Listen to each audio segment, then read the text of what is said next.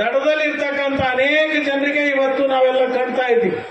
ಪ್ರತಿ 4 ವರ್ಷಕ್ಕೊಂದು ಸಾರಿ ಆಗಸ್ಟ್ ತಿಂಗಳಲ್ಲಿ ಕೃಷ್ಣಾ ನದಿ ಮಹಾಪೂರ ಬಂದ ಅನೇಕ ತೊಂದರೆಗಳಾಗಿರ್ತಕ್ಕಂಥ ಸಂದರ್ಭದಲ್ಲಿ, ಕೃಷ್ಣಾ ನದಿ ಮಹಾಪೂರ ಬಂದಂತ ಸಂದರ್ಭದಲ್ಲಿ ನಾನು ತಾಲೂಕಾ ಆಡಳಿತಕ್ಕೆ ಅಭಿನಂದನೆಗಳಿಂದ ಈ ಸಂದರ್ಭದಲ್ಲಿ ನಾನು ಹೇಳಲಿಕ್ಕೆ ಬಯಸ್ತೀನಿ.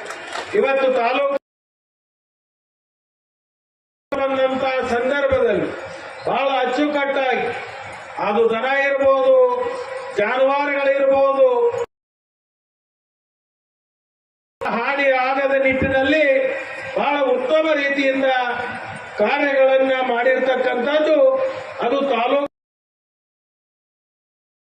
ನಾನು ನಿಮ್ಮೆಲ್ಲರ ಪರವಾಗಿ ಅಭಿನಂದನೆಗಳನ್ನ ಈ ಸಂದರ್ಭದಲ್ಲಿ ನಾನು ಹೇಳಲಿಕ್ಕೆ ಬಯಸ್ತೀನಿ. ಈ ಕೃಷ್ಣಾ ನದಿ ಮಹಾಪೂರದ ಕೆಲವೊಂದು ಬಹಳ ದೊಡ್ಡ ಸಮಸ್ಯೆಗಳಾಗಿರ್ತಕ್ಕಂಥದ್ದು ಅದು ಪುನರ್ವಸತಿ ಮಾಡ್ತಕ್ಕಂಥ ಕಲ್ಪಿಸ್ತಕ್ಕಂಥದ್ದಿರಬಹುದು ಮತ್ತು ಶಾಶ್ವತವಾಗಿ ಸ್ಥಳಾಂತರ ಮಾಡತಕ್ಕಂಥ ಸಮಸ್ಯೆಗಳು ಇವತ್ತೇನು ರಾಜ್ಯದ ಮುಖ್ಯಮಂತ್ರಿಗಳಾಗಿರ್ತಕ್ಕಂಥ ಸನ್ಮಾನ್ಯ ಸಿದ್ದರಾಮಯ್ಯನವರಿಗೆ ಸಮಸ್ಯೆಗಳನ್ನ ನಾನು ಮನವರಿಕೆ ಮಾಡಿಕೊಟ್ಟಿದ್ದೀನಿ. ಅದನ್ನ ಪೂರಕವಾಗಿ ಅವರು ಸ್ಪಂದನೆಯನ್ನ ಕೊಟ್ಟಿದ್ದೀವಿ. ಆ ಸಲಹೆಗಳನ್ನ ಬಹಳ ಸಂತೋಷದಿಂದ ಒಪ್ಪಿ ತರೋಣ ಅಂತಕ್ಕಂಥ ಮಾತನ್ನ ಈ ರಾಜ್ಯದ ಮುಖ್ಯಮಂತ್ರಿಗಳು ನಮಗೆ ಭರವಸೆಯನ್ನ ಈ ಸಂದರ್ಭದಲ್ಲಿ ನಾನು ಹೇಳಲಿಕ್ಕೆ ಬಯಸ್ತೀನಿ. ಅದರ ಜೊತೆಗೆ ಇವತ್ತು ಸ್ವಾತಂತ್ರ್ಯ ಸಿಕ್ಕ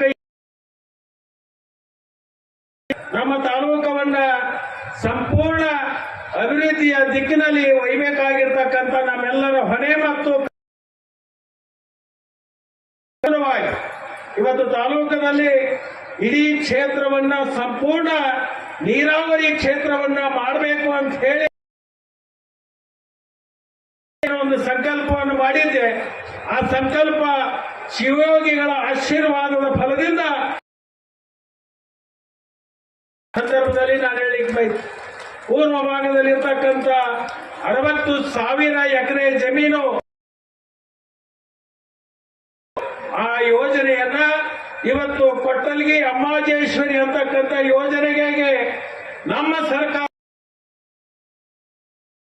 ಮುಖ್ಯಮಂತ್ರಿಗಳಾಗಿರ್ತಕ್ಕಂಥವ್ರು, ಅದರ ಜೊತೆಗೆ ಉಪಮುಖ್ಯಮಂತ್ರಿಗಳಾಗಿರ್ತಕ್ಕಂಥ DK ಶಿವಕುಮಾರ್ ಅವರು 1,500 ಕೋಟಿ ರೂಪಾಯಿಗಳನ್ನ ಮಂಜೂರಾತಿಯನ್ನ ಮಾಡಿ ಅದಕ್ಕೆ ಈಗಾಗಲೇ ನಾವು ಕಾರ್ಯವನ್ನು ನಾವು ಪ್ರಾರಂಭ ಮಾಡಿದ್ದೀವಿ. ಇವತ್ತು ನಾವೆಲ್ಲರೂ ಸಂಕಲ್ಪ ಮಾಡೋಣ, ನಮ್ಮ ರೈತರಿಗೆ ಅದು ಬಹಳ ದೊಡ್ಡ ವರದಾನ ಆಗ್ತಕ್ಕಂಥ ಒಂದು ಕಾರ್ಯಕ್ರಮ. ಆ ಒಂದು ಕಾರ್ಯಕ್ರಮ ನೀರಾವರಿ ಯೋಜನೆಯನ್ನ 24 ತಿಂಗಳಲ್ಲಿ ಪೂರ್ಣ ಮಾಡಿ ಆ ಭಾಗದ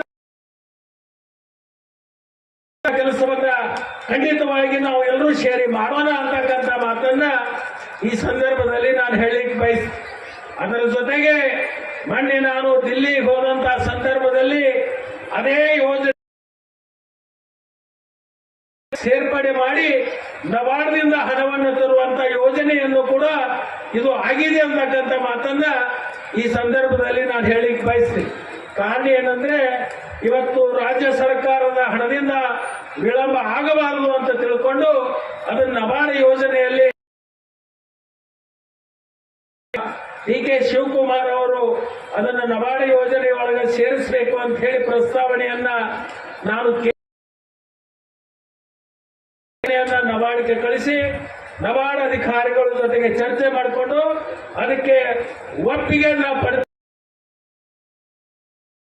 ಪಡೆದಿದ್ದೀವಿ ಅಂತಕ್ಕಂಥ ಮಾತನ್ನ ಈ ಸಂದರ್ಭದಲ್ಲಿ ನಾನು ಹೇಳಿಕ್ಕೆ ಬಯಸ್ತೀನಿ. ಅದರ ಜೊತೆಗೆ ಕಳೆದ ಇದೇ 77ನೇ ವರ್ಷದ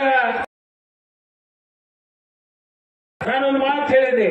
ಇವತ್ತು ಭಾರತಕ್ಕೆ ಸ್ವಾತಂತ್ರ್ಯ ಸಿಕ್ಕು 75 ವರ್ಷ ಅಮೃತ ಗಳಿಗೆಯಲ್ಲಿರ್ತಕ್ಕಂಥ ಸಂದರ್ಭದಲ್ಲಿ ನಮ್ಮ ಅಥಣಿ ಪಟ್ಟಣಕ್ಕೆ ಶಾಶ್ವತವಾಗಿರ್ತಕ್ಕಂಥ ದಿನದ 24 ಗಂಟೆಗಳ ಕಾಲ ಕುಡಿಯ ನೀರಿನ ವ್ಯವಸ್ಥೆಯನ್ನು ಆಗಬೇಕು ಅಂತಕ್ಕಂಥ ಬಯಕೆ ಇತ್ತು. ಅದಕ್ಕೆ 116 ಕೋಟಿ ರೂಪಾಯಿಗಳ ಮಂಜೂರಾತಿಯನ್ನು ಮಾಡಿಕೊಂಡು ಕಾರ್ಯವನ್ನ ಪ್ರಾರಂಭ ಮಾಡಿದ್ದೀವಿ. ಬಹುತೇಕ 1.5 ವರ್ಷದ ನಂತರ ಅಥಣಿ ಪಟ್ಟಣಕ್ಕೆ ಶಾಶ್ವತವಾಗಿ ಗಂಟೆಗಳ ಕಾಲ ನೀರು ಪೂರೈಕೆ ಮಾಡತಕ್ಕಂಥ ಯೋಜನೆಗೆ ಕೂಡ ಇವತ್ತು ಲಭ್ಯ ಆಗಿದೆ ಅಂತಕ್ಕಂಥ ಮಾತನ್ನ ಈ ಸಂದರ್ಭದಲ್ಲಿ ನಾನು ಹೇಳಿಕ್ ಬಯಸ್ತೀನಿ. ಅದರ ಜೊತೆಗೆ ನದಿ ದಂಡೆಯಲ್ಲಿರ್ತಕ್ಕಂಥ ಎಡಕ್ಕೆ ಮತ್ತು ಬಲಕ್ಕೆ ಯಾವ ನೀರವನ್ನ ಕುಡಿದು ಸಮಸ್ಯೆ ಆಗ್ತಕ್ಕಂಥದ್ದನ್ನು ಕೂಡ ಗಮನದಲ್ಲಿಟ್ಕೊಂಡು ಆ ಎರಡೂ ಯೋಜನೆಗಳನ್ನ ಪ್ರಾರಂಭ ಮಾಡಿ ಒಟ್ಟು ಅಥಣಿ ತಾಲೂಕದಲ್ಲಿರ್ತಕ್ಕಂಥ ಎಲ್ಲಾ ಹಳ್ಳಿಗಳಿಗೂ ಕೂಡ ಕುಡಿಯುವ ಶುದ್ಧ ಕುಡಿಯುವ ನೀರಿನ ಯೋಜನೆಯನ್ನ ಇವತ್ತು ಪ್ರಾರಂಭ ಮಾಡಿರ್ತಕ್ಕಂಥದ್ದು. ಆ ಒಂದು ನಿಟ್ಟಿನಲ್ಲಿ ಅಥಣಿಯಲ್ಲಿ ಈಗಾಗಲೇ ನಾವು ವೆಟರ್ನರಿ ಮೆಡಿಕಲ್ ಕಾಲೇಜನ್ನ ಪ್ರಾರಂಭ ಮಾಡಿದ್ದೇವೆ. ನಿನ್ನೆ ನಾನು ದಿಲ್ಲಿಯಲ್ಲಿ ಹೋಗಿ ಕೇಂದ್ರದ ಅಧಿಕಾರಿಗಳು ವರ್ಷಕ್ಕೆ ಅಡ್ಮಿಷನ್ ಅನ್ನ ಮಾಡಲಿಕ್ಕೆ ನೀವು ಒಪ್ಪಿಗೆಯನ್ನು ಕೊಡಬೇಕು ಅಂತಕ್ಕಂಥದ್ದನ್ನ ನಮಗೆ ಸ್ಪಂದನೆಯನ್ನು ಮಾಡಿದ್ದಾರೆ. ಕೆಲವೇ ದಿನದಲ್ಲಿ ವೆಟರ್ನರಿ ಮೆಡಿಕಲ್ ಕಾಲೇಜು ಉದ್ಘಾಟನೆಯನ್ನು ಮಾಡಿದ್ದೀವಿ. ಆದ್ರೆ ಅಡ್ಮಿಷನ್ ಮಾಡಿ ಆ ಮಕ್ಕಳಿಗೆ ವಿದ್ಯೆಯನ್ನ ಕೊಡ್ತಕ್ಕಂಥ ಕಾರ್ಯಕ್ಕೆ ಕೆಲವೇ ದಿನದಲ್ಲಿ ಅದಕ್ಕೆ ಚಾಲನೆಯನ್ನ ಕೊಡುವಂತ ಕೆಲಸವನ್ನು. If you like this video ಬೇಗ ಲೈಕ್ ಮಾಡಿ, ಶೇರ್ ಮಾಡಿ, ಕಮೆಂಟ್ ಮಾಡಿ ಹಾಗೂ N24 ಕನ್ನಡ ನ್ಯೂಸ್ ಟಿವಿಯನ್ನು ತಪ್ಪದೇ ಸಬ್ಸ್ಕ್ರೈಬ್ ಮಾಡಿ.